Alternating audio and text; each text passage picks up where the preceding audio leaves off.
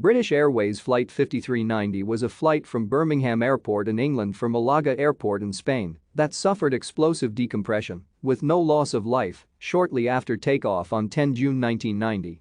An improperly installed windscreen panel separated from its frame, causing the plane's captain to be blown partially out of the aircraft. With the captain pinned against a window frame for 20 minutes, the first officer landed at Southampton Airport. The County of South Glamorgan was a BAC 111 Series 528 FL jet airliner, registered as GBJRT.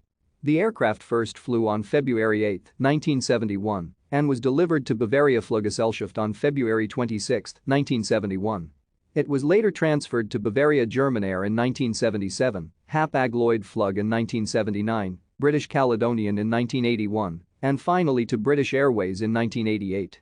The captain was 42-year-old Timothy Lancaster, who had logged 11,050 flight hours, including 1,075 hours on the BAC 111.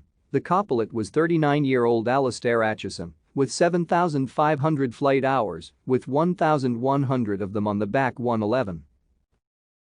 Thank you for watching. Like and subscribe if you would like to view more of our videos. Have a nice day.